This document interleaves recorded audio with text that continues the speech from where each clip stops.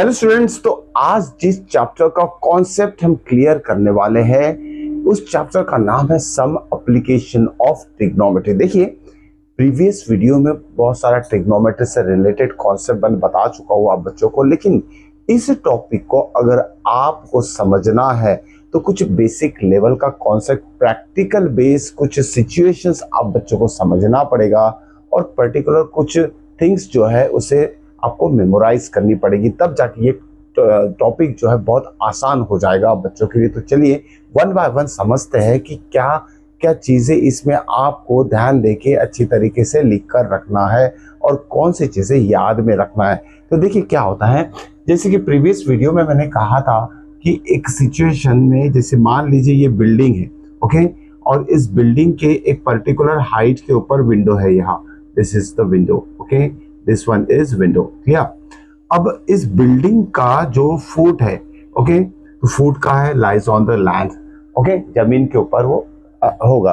तो foot of the building, जमीन के ऊपर कोई भी चीज, तो आपको ये चीज ध्यान में रखना है, कोई भी सिचुएशन में अगर मान लीजिए बिल्डिंग दिया है, टावर दिया है, ओके, इवन बलून दिया है, तो जो भी हाइट रहेगी उसकी, ओके, वो हाइट जो रहेगी कभी भी जो ग्राउंड लेवल रहेगा वो 90 डिग्री एंगल फॉर्म करेगा। ध्यान में रखिएगा, 90 डिग्री एंगल फॉर्म करेगा। तो लास्ट सिचुएशन में मैंने क्या कहा था कि एक लैडर हमें यहाँ प्लेस करना है, okay, to reach this window, okay, और लैडर का जो फुट रहेगा एक पर्टिकुलर डिस्टेंस रहेगा from the foot of the building, okay. अब देखिए सिचुएशन को आपको समझना है, इसी लेवल के क्वेश्चन और मिलते जुलते ही एग्जाम में पूछे जाते हैं। अगर आपको सिचुएशन नहीं समझ में आएगी तो आप उसका आंसरिंग नहीं कर सकते। तो पहले आपको बहुत अच्छी तरीके से सिचुएशन समझना पड़ेगा, बहुत सारी चीजें यही से क्लियर होगी। उसके बाद मैं बताऊंगा आपको कौन सी चीजें और से आपको याद में रखना है। ठीक है, तो देखिए ये लैडर का जो लेंथ है यहाँ से यहाँ तक है, okay, this one is ladder, okay, this one is ladder, okay, and this one is the height of the building. और ये जो है डिस्टेंस है, distance between foot of the building and the foot of the ladder. अगर नाम दे दिया जाए ऐसे, जैसी हाइट ऑफ जो विंडो है फ्रॉम द ग्राउंड सरफेस, ये ए बी, तो हाइट कितना लिया है हमने एच, ओके, एच मीटर, इतनी हाइट है, मीटर भी हम बोल सकते हैं, ये तो एच यूनिट।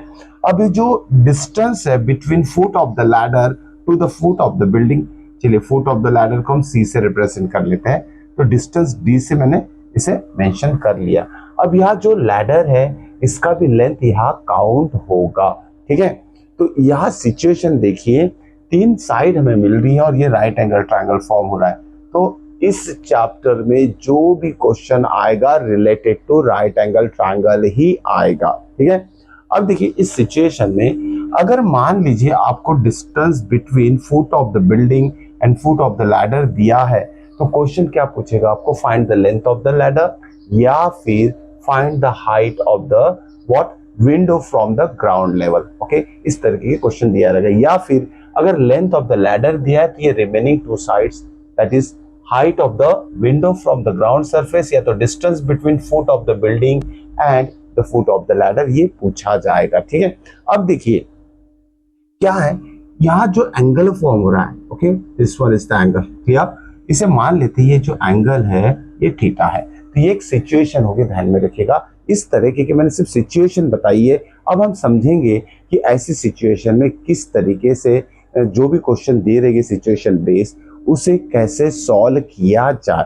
तो यहाँ सॉल्व करने के लिए सबसे पहले आपको क्या चीजें याद में रखना है वो मैं समझा देता हूँ, वो चीज़ अच्छे से नोट डाउन करके रख लीजिए। उसके बाद उसे अप्लाई कैसे करते हैं, इससे इस तरीके के क्वेश्चंस जो दिए रहेंगे उस पर अप्लाई कैसे करते हैं वो भी हम देखने वाले हैं। ठीक है, तो सबसे पहले जब भी आप सम एप्लीकेशन ऑफ ट्रिग्नोमेट्री जो है, इसे हाइट एंड डिस्टेंस भी कहा जाता है, ध्यान में रखिएगा, इस चैप्टर का नाम हाइट एंड डिस्टेंस भी कहा जाता है। ठीक है, तो जब भी आप ये चैप्टर स्टडी करोगे तो उसमें आपको याद क्या रखना है, ध्यान में रखिएगा, एक टेबल याद में रखना है। ओके, tan की वैल्यूज जो है 30, 45 और 60, ये सबसे इंपॉर्टेंट वैल्यूज रहती है ट्रिग्नोमेट्रिक टेबल में। इस चैप्टर के लिए ध्यान में रखो, सबसे पहले आपको क्या करना है, ये तीन वैल्यूज ओके याद में रखना है, ध्यान में रखिए। अब ये तीन वैल्यूज कैसे याद में रखिए, tan ऑफ 30 कितना होता है 1/√3, ठीक है, tan 45 कितना होता है 1, एंड tan 60 कितना होता है √3 होता है।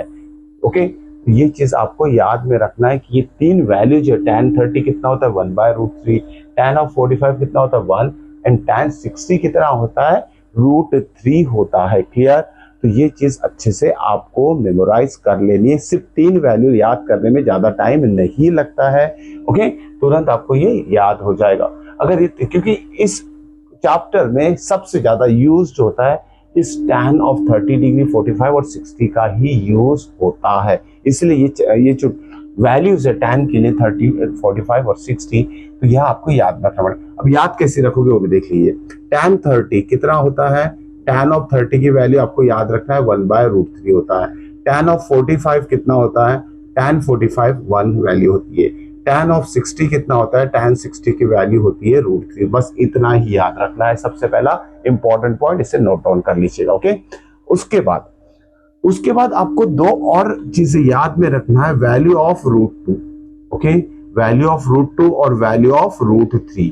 ओके, ये वैल्यू ऑफ √2 कभी क्वेश्चन में दिया रहेगा, अगर नहीं दिया है तो आपको इसको मतलब लर्न कर लेना है। ओके, वैल्यू ऑफ √2 होता है 1.41 और वैल्यू ऑफ √3 होता है 1.73। तो ये चीजें अगर आपको अच्छी तरीके से लर्न हो जाती है तो इसको अप्लाई करने में आपको कुछ भी दिक्कत नहीं होगी। ओके, तो इतना सबसे पहले आपको याद में रखना है, ये तीन वैल्यू और √2 और √3 की वैल्यू। चलिए अब देखिए एक सिचुएशन यहाँ हम देखते हैं कि किस तरीके के क्वेश्चंस यहाँ पूछे जाते हैं एग्जामिनेशन में। ठीक है, तो मैंने आपको एक सिचुएशन बता दिया है कि विंडो तक पहुंचना है एक बिल्डिंग के। ओके, उसके लिए लैडर प्लेस की जाएगी जिसका फुट C है और जो बिल्डिंग है उसका फुट B से रिप्रेजेंट किया है। तो हाइट ऑफ द बिल्डिंग या तो लेंथ ऑफ द लैडर या तो डिस्टेंस फाइंड आउट करना है between foot of the building and foot of the ladder का डिस्टेंस फाइंड। तो इसमें से कोई भी चीज दी रह सकती है, जैसी डिस्टेंस मान लीजिए 20 मीटर है between the foot of the building and foot of the ladder और एंगल दिया रहेगा या 30 डिग्री। ठीक है, तो आप ये दोनों निकाल सकते हैं। Okay, height of the window from the foot of the building निकाल सकते हैं या तो फिर लेंथ ऑफ द लैडर निकाल सकते हैं। ठीक है, तो कैसे निकाल सकते हैं, जैसे प्रीवियस वीडियो में मैंने सारे ट्रिग्नोमेट्रिक रेशियोज के फॉर्मूलेस लिखवा दे चुका हूँ। ओके, अगर आपने नहीं देखा है तो एक बार जरूर देख लीजिएगा, उसमें सारा कॉन्सेप्ट मैं बता चुका हूँ, किस तरीके से ट्रिग्नोमेट्रिक टेबल को फॉर्म किया जा सकता है, मेमोराइज किया जा सकता है। सिंपल सा ट्रिक बताया उसे कि किस तरीके से आप इजीली लिख सकते हो। ओके, वो सारी चीजें देखिए, उसी का यूज यहाँ करेंगे हम। अब हमें ये पता है यहाँ 30 डिग्री दिया है। ठीक है, ये एंगल कितना दिया है 30 डिग्री।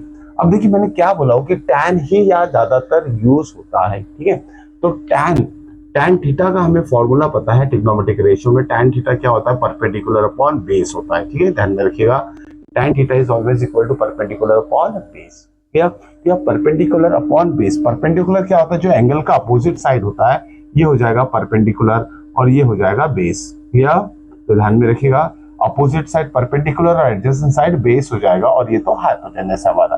ठीक है, this is the hypotenuse. Clear? अब देखिए tan 30 इज इक्वल टू, या थीटा कितना दिया है, थीटा इज 30 डिग्री। क्या लिख लेते हैं, थीटा की वैल्यू कितना दिया है 30 डिग्री। तो क्या लिखेंगे हम, tan of 30 degree is equal to perpendicular क्या है हमारा AB। Okay, AB upon base कितना है, बेस इज BC। अब देखिए tan 30 की वैल्यू अभी थोड़ी देर पहले मैंने बता चुका हूँ कि उसे याद में रखना आपको, उसकी वैल्यू होती है 1/√3 इज इक्वल टू AB मतलब height. Okay, height of the window from the bottom. तो AB कितना है हमारे पास, नहीं हमें निकालना है, इसे H कंसिडर किया था तो AB की जगह आप H भी सब्स्टिट्यूट कर सकते हैं या तो AB एज इट इज लिख सकते हो। ठीक है, अब BC देखिए, distance between foot of the building and foot of the ladder दिया है, या कितना दिया है 20 मीटर। तो इसकी वैल्यू सब्स्टिट्यूट कर दीजिए आप। ठीक है, सिंपल है, इसे सॉल्व करना है हमें। 20 इधर 1 से मल्टीप्लाई हो जाएगा तो 20/√3 हमारा आंसर आ जाएगा। AB is equal to 20/√3। और एक चीज यहाँ ध्यान में रखना है बच्चों आपको, जब भी आप सम एप्लीकेशन ऑफ ट्रिग्नोमेट्री के क्वेश्चन करोगे, अगर डिनोमिनेटर में इरैशनल नंबर आता है तो उसे रैशनलाइज करके रैशनल बना दीजिए। डिनोमिनेटर कभी भी रैशनल रहेगा। यहाँ इरैशनल नंबर है मतलब रूट वाला नंबर हमें डिनोमिनेटर में नहीं चाहिए। तो AB की वैल्यू क्या हो जाएगी, देखिए 20/√3। हमें क्या करना है, √3 ये रूट हटाने के लिए इंटू √3/√3 जिसे रैशनलाइजेशन बोलेंगे हम। तो ये क्या हो जाएगा 20 इंटू √3 कितना आ जाएगा 20√3 डिवाइडेड बाय √3 इंटू √3 3 हो जाएगा। ठीक है, इस तरीके से आप आंसर निकाल सकते हैं। अब ए बी मतलब हाइट, हाइट जो है विंडो की from the foot of the building आ चुकी है। क्लियर? तो इस तरीके से हम हाइट निकाल सकते हैं। अगर मान लीजिए आपको लेंथ ऑफ द लैडर निकालना है, okay, length of ladder, okay, ladder की लेंथ ऑफ लैडर निकालना, तो क्या करेंगे, ये क्वेश्चन मार्क मैंने लिख दिया। अब ऐसा ट्रिग्नोमेट्रिक रेशियो हमें ढूंढना है जिसमें कि ये hypotenuse which is nothing but the length of the ladder आए और दोनों में से कोई भी एक साइड आ जाए। तो मुझे एक चीज पता है कि साइन अगर लेता हूं, साइन मतलब होता है परपेंडिकुलर अपॉन हाइपोटेनस। ठीक है, साइन का मतलब होता है परपेंडिकुलर अपॉन हाइपोटेनस। हम इसमें कॉस भी यूज कर सकते हैं। कॉस का मतलब क्या होता है, cos of theta is base upon hypotenuse. तो साइन और कॉस का यूज करके हम यहाँ लेंथ ऑफ द लैडर निकाल सकते हैं। देखिए डायरेक्टली लिखेंगे हम यहाँ साइन थीटा का पहले फॉर्मूला लिख लेते हैं। Trigonometric ratio of sine theta कितना होता है, परपेंडिकुलर अपॉन हाइपोटेनस होता है। ठीक है, साइन थीटा कितना दिया है, 30 डिग्री दिया है, तो sine of 30 degree, sine of 30 degree is equal to कितना होगा, परपेंडिकुलर कितना निकाला हमने, perpendicular means this height, okay, कितना है 20√3/3, यहाँ लिख लेंगे 20√3/3 डिवाइडेड बाय हाइपोटेनस। हाइपोटेनस क्या है हमारा, AC which is nothing but the length of the ladder. ठीक है, साइन 30 की वैल्यू आप ट्रिग्नोमेट्रिक टेबल से देख सकते हैं, हाफ होता है, okay, 20√3/3, okay, and whole by AC है, तो ये AC इधर जाएगा, 1 से मल्टीप्लाई हो जाएगा, तो AC की वैल्यू क्या आएगी, और 2 इधर जाके इस पूरे फ्रैक्शन से मल्टीप्लाई होगा, 2 इंटू क्या हो जाएगा, 20√3/3 हो जाएगा, तो ये आ जाएगा 40√3/3। तो सिंपल सा मैंने पहले एक सिचुएशन आपको समझाई है कि किस तरीके से ये जो एप्लीकेशन ऑफ ट्रिग्नोमेट्री है उसे कौन से टर्म आपको गिवन सिचुएशन मतलब एग्जांपल में यूज करना है। ठीक है, अब थोड़ा डिटेल में और पढ़ते हैं कि what is exact meaning of application of trigonometry, इसमें क्या क्या चीजें आपको समझना है। ठीक है, तो देखिए सबसे पहले एक सिचुएशन और लेना पड़ेगा। जब तक हम प्रैक्टिकली इसे नहीं समझेंगे तब तक ये चैप्टर हमें नहीं समझ में आएगा। ठीक है, अब देखिए और एक सिचुएशन में बताता हूँ। जैसे ये लैंड है, okay, this is a land, और कोई पर्सन यहाँ खड़ा है, P फॉर पर्सन। ठीक है, अब एक पर्सन क्या कर रहा है, एक बिल्डिंग को या तो टावर जो है, ओके, कोई टावर है, ठीक है, ट्रांसमिशन टावर बोलो, किसी अलग अलग टाइप के टावर रहते हैं, इस टावर के टॉप को ऑब्जर्व कर रहा है। This is the top of the tower, जिसे हम A से रिप्रेजेंट करेंगे। This is the foot of the tower, okay. तो ध्यान में रखिए स्टैंडिंग पोजीशन पे तो ये 90 डिग्री ही बनता है। अभी बताया मैंने आपको, लैंड के ऊपर जो भी बिल्डिंग बोलो, टावर बोलो, कोई भी चीज दी है तो वो परपेंडिकुलर एंगल ही बनाएगा टू द ग्राउंड लेवल। ठीक है, ध्यान में रखिए। तो यहाँ क्या बोला कि जो पर्सन है, it is he is observing the top of the what, tower. This is what, tower. इसे यहाँ लिख लेते हैं हम, दिस इज टावर। तो क्या हो रहा है इस सिचुएशन में कि एक पर्सन है, okay, standing at a particular distance from the tower, यहां से लेके यहां तक एक पर्टिकुलर डिस्टेंस के ऊपर, D फॉर डिस्टेंस के ऊपर खड़ा है, और एक पर्टिकुलर डिस्टेंस से ये टॉप ऑफ द टावर को ऑब्जर्व कर रहा है। अब देखिए ऑब्जर्व कर रहा है मतलब इस डायरेक्शन में वो देख रहा है। ठीक है, इस डायरेक्शन में वो देख रहा है, ओके, इस डायरेक्शन में वो देख रहा है, okay, to the top of the tower. Okay, तो ध्यान में रखिएगा जिस डायरेक्शन में अगर ये देख रहा है इसे कहा जाता है लाइन ऑफ साइट। ठीक है, क्या कहा जाता है इसे, लाइन ऑफ साइट। ओके, ध्यान में रखिएगा। तो कोई भी चीज ऑब्जर्व जब करते नीचे से ऊपर की तरफ करो, हो सकता है कि ऊपर से कोई चीज नीचे की तरफ देखा जा रहा है। किसी कोई पर्सन अगर कोई बिल्डिंग के ऊपर बैठा है, okay, top of the building पे है, और वहां से वो नीचे किसी ऑब्जेक्ट को देख रहा है, तो वहां से नीचे की तरफ डायरेक्शन जब रहेगा देखने का, उसे भी हम लाइन ऑफ साइट ही कहेंगे। तो ये लाइन ऑफ साइट है, इस डायरेक्शन में ये पर्सन देख रहा है। अब देखिए इस सिचुएशन में अब क्या दिया, सेम वही राइट ट्रायंगल फॉर्म हो गया। ओके, जैसे distance between person and the foot of the tower अगर दिया है, ये वैल्यू दिए कुछ 30 मीटर दिया है, तो हम हाइट ऑफ द टावर निकाल सकते हैं। ठीक है, तो इस तरीके की सिचुएशन आपको याद में रखना है। साथ में ये जो एंगल है, ये एंगल भी दिया रहेगा। अब आते हैं मेन पॉइंट के ऊपर, बहुत सारी सिचुएशन तो समझ गए हम। अब इस चैप्टर में जो एंगल मैं बार बार बोल रहा हूँ उसके लिए स्पेशल नाम दिया गया है। ओके, तो देखिए अच्छे से समझ लीजिए। जब कोई पर्सन है नीचे से ऊपर की तरफ किसी चीज को ऑब्जर्व करता है, ओके, जैसे ये पर्सन है टॉप ऑफ द टावर को ऑब्जर्व कर रहा है, तो ये जो लाइन ऑफ साइट है एंड द ग्राउंड लेवल है, ये दोनों मिला के जो एंगल बन रहा है, this angle, this is called as angle of elevation. What? Angle of elevation. ठीक है, ये चीज याद में रखना है। नीचे से जब कोई बंदा या तो कोई पर्सन, कोई इंसान अगर ऊपर की तरफ किसी चीज को देख रहा है, ऑब्जर्व कर रहा है, तो ग्राउंड लेवल से जो एंगल बनता है that is called as angle of elevation. Okay, ध्यान में रखिएगा। अब उसके बाद एंगल ऑफ एलिवेशन के बाद यहाँ और एक एंगल आपको स्टडी करना है, ध्यान में रखिएगा। That angle is angle of depression. अब ये एंगल ऑफ डिप्रेशन क्या होता है ये भी समझ लेते हैं। इसी सिचुएशन को हम थोड़ा रिवर्स कर लेते हैं। होप सो कि एंगल ऑफ एलिवेशन आपको समझ में आ चुका होगा। ठीक है, अब देखिए, मान लेते हैं एक बिल्डिंग है। Okay, this is a building. Okay, this is a building. अब यहाँ कोई पर्सन खड़ा है। Okay, this one is a person suppose standing on the building. Okay, इस बिल्डिंग का नाम दे दिया हमने ए बी, और ये बिल्डिंग एक रोड जो है अप टू द बिल्डिंग आ रहा है। ठीक है, अप टू द बिल्डिंग आ रहा है, और कोई कार है which is approaching towards the building. एक कार जो है बिल्डिंग की तरफ अप्रोच कर रही है। ठीक है, this one is suppose car. तो ध्यान में रखिएगा, हम सिंपल सी फॉर कार यहाँ हम लिख लेते हैं, this is a car approaching towards the building. ठीक, अब देखिए क्या हो रहा है यहाँ। ये person is standing on the building, he is observing a car. Okay, जो कि एक रूट है approaching towards the foot of the building. Foot of the building की तरफ अप्रोच कर रहा है वो रोड, और उस रोड के ऊपर एक कार है टुवर्ड्स द बिल्डिंग मूव कर रही है, और ये जो पर्सन है इस कार को ऊपर से नीचे की तरफ ऑब्जर्व कर रहा है। मतलब यहां से वो देख रहा है, यहां से देख रहा है। ओके, यहां से वो देख रहा है, तो हम इसे सीधी लाइन बना सकते हैं। ठीक है, ओके। अब ये नीचे की तरफ देख रहा है, ध्यान में रखिए, टुवर्ड्स द कार, तो लाइन ऑफ साइट ये हो जाएगा। इसे भी हम बोलेंगे line of site, line of sight.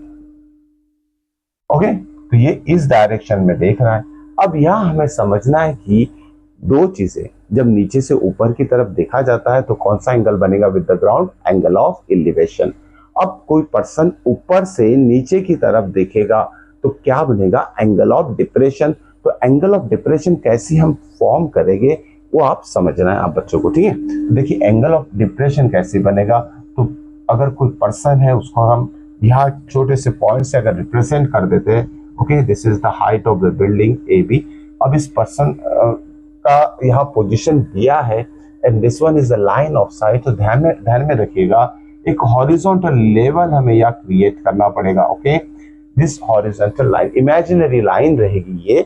Okay, and this imaginary line कहाँ रहेगी?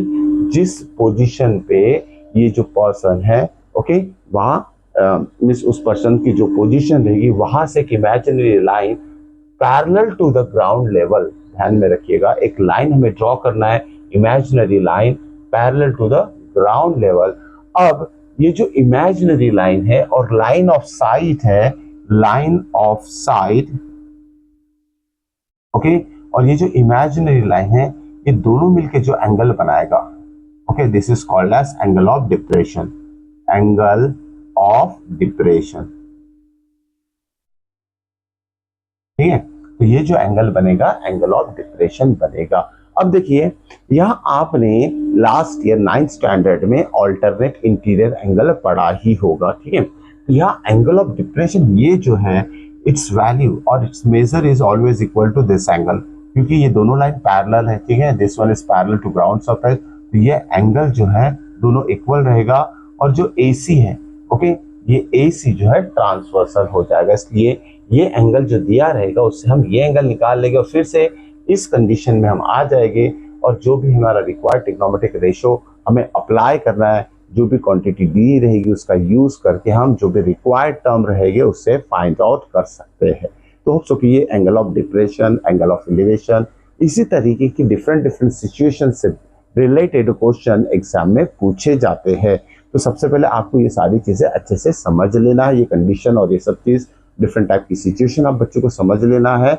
और जब आप इसे अच्छी तरीके से समझ जाओगे तो आप जब चैप्टर की शुरुआत करोगे तो वो चैप्टर आपको आसान लगेगा। होप सो कि ये कॉन्सेप्ट समझ में आ चुका होगा।